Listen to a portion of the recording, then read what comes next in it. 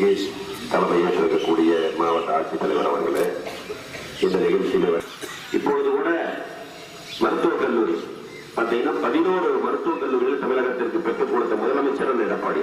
வரலாற்று சாதனை இதெல்லாம். இந்திய அளவில் 72 கல்லூரிகள் அறிவித்தார்கள். மக்கள் தொகைக்கேற்ப மருத்துவர்கள் இருக்க வேண்டும் என்பதற்காக மத்திய அரசும் மாநில அரசும் இணைந்து செயல்படுத்துகின்ற திட்டம். அதில் 11 மருத்துவக் கல்லூரிகளை பெற்று சரித்திர சாதனை படைத்திருக்கக்கூடிய அரசு அம்மாவுடைய அரசு. நம்முடைய மாவட்டத்தில் கூட பார்த்தாலும் தெரியும். அந்த அளவுக்கு கரூர்லேயே உயரமான கட்டடம் எதுன்னு கேட்டால் நம்மளுடைய மெடிக்கல் காலேஜ் தான்.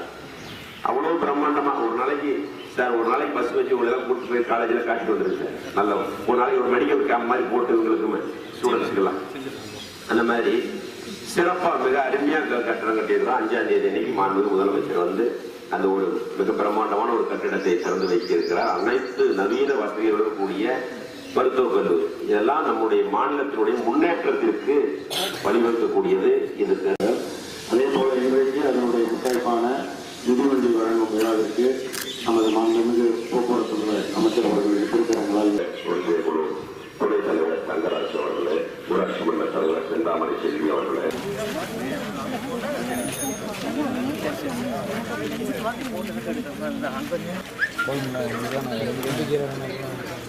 சார் ஒரு நாளா ஓவரா பேசுறீங்க.